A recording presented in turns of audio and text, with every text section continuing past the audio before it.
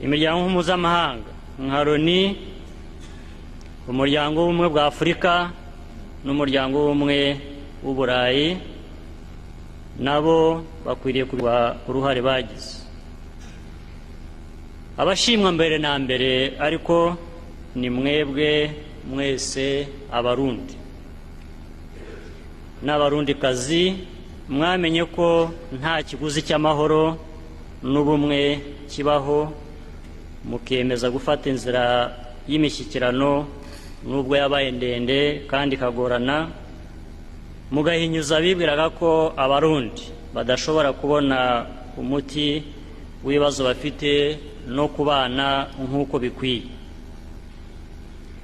Ibyo mugezeho uyu munsi byashobotse kubera ubushake n'imbaraga Abarundi mwese mwashyize hamwe mukerekana mukabigiramo uruhare.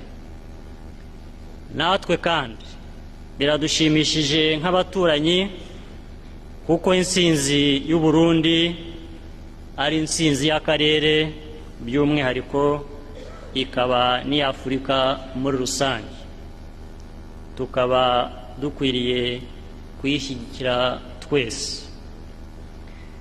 Mu Rwanda, igihugu muturanye, natwe twakomeje gukurikiranira hafi intambwe zose zagiye zigerwaho kandi turazibifurizamo neza n'ibyo mumaze kugeraho.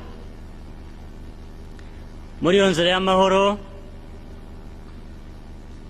icyari kigamijwe mbere ya byose cyari ugufasha Abarundi kumvikana ku murongo bihitiyemo ubwabo mu ikemurwa ry'amakimbirane n'intambara byariho. Uyu munsi tukaba twaje kwifatanya namwe Abarundi mu itangizwa ry'intera ikomeye yagezweho, intera y'ubuyobozi bw'igihugu bwaciye mu matora anyuranye yarangijwe mu nzira ishize kandi yagaragarije icyizere nyakubahwa Petero Nkurunziza ubwo yatorerwaga umwanya wa Perezida wa Repubulika y'u Burundi. Nyakubahwa Mukuru w'Igihugu, iyi ntambwe u Burundi bugezeho ku mugaragaro kuri uyu munsi wa 26 Kanama 2005 ikwiriye kuba, sinasoza iri jambo ntibukije ko ibihugu byo mu karere bitazahwema gutera inkunga iyi ntambwe nziza u Burundi bufashe iganisha mu nzira y'amahoro arambye. U Rwanda rwiteguye kuzatanga umusanzu warwo muri ubwo bufatanye. Ikaba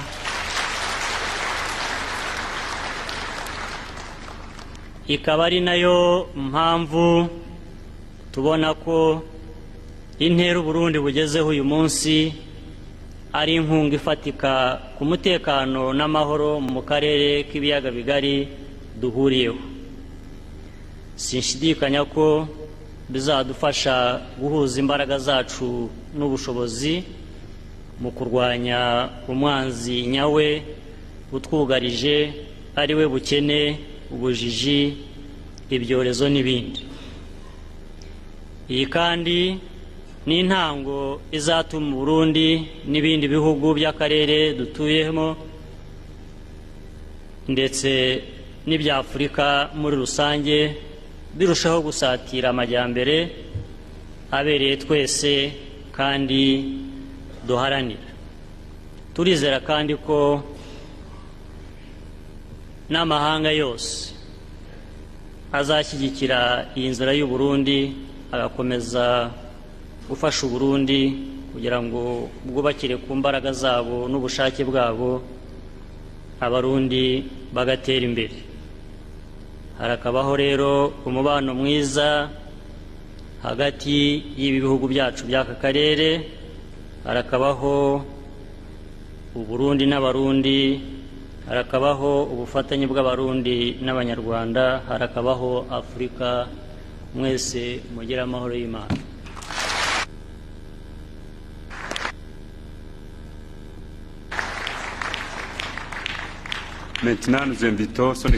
Voilà, c'est le président rwandais Paul Kagame qui vient de terminer son message de félicitations. D'ailleurs, Paul Kagame qui a lui aussi connu le maquis comme le nouveau président burundais Pierre Nkurunziza.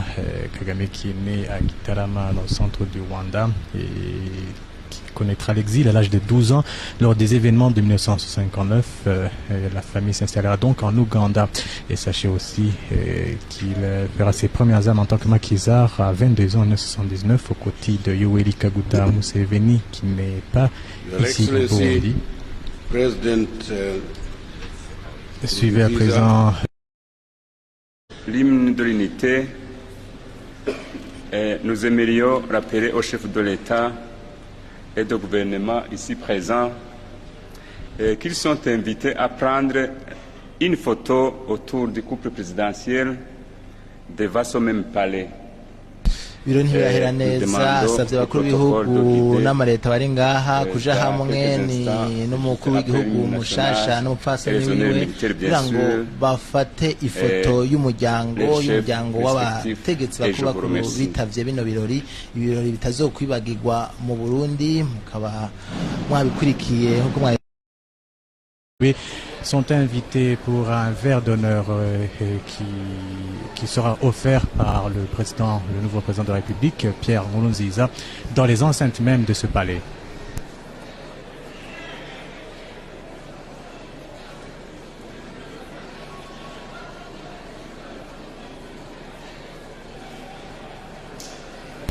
Imbere yuko dusozera ibirori twazindutsemwo twagomba gukengurukira mwese mwariko murakurikirana ibirori muriko murabikurikirana mu mateleviziyo y'iwanyu. Ubu naho twagomba kubabwira yuko mu kanya mukurikirane agasanamu k'umuryango w'abashitsi baje kudushigikira kuri uno munsi mukuru. Bose barashigikiye umukuru w'igihugu, murabona impande hariho umukuru wa Tanzania hamwe n'abandi bari inyuma yewe, abandi bari impande yiwe, eka abaperezida bose hamwe n'abakuru b'amaleta baje kushigikira muri runo rubanza, bari kumwe n'umukuru w'igihugu cacu kugira ngo bafate agasanamu bose bari kumwe. Tubamenyeshe kandi rero yuko mwabibona nk'uko mwayikurikiranye amazi yazindutse ageze kure, babateguriye rero n'akabona musase, hanyuma ibirori bice birangira. Ariko ico twabwira nuko hano mu kibanza twari gushikirizamwo amakuru ariko twakwikiranye n'ibirori na ahantu hari hashushe cyane, abantu bagenda barihanagura icuya. None natwebwe twagomba kubamenyesha yuko muri kino gihe mu kanya tuzoba turangije ibirori, mu kanya gatonya turacariko turaraba yuko ako gasanamu kagenda neza, hanyuma ibirori tuzobe tubirangije muri kino kiringo. Voilà, c'est la photo de famille Thabo Mbeki qui est à la droite de Pierre Nkurunziza. Ils viennent de se donner l'accolade. Sachez que Thabo Mbeki a été réélu pour un deuxième mandat à la présidence de l'Afrique du Sud à la suite de la victoire du Congrès national africain. C'était aux élections du 14 avril 2004. Alors Thabo Mbeki qui avait succédé au très charismatique Nelson Mandela en 1999. Et sachez aussi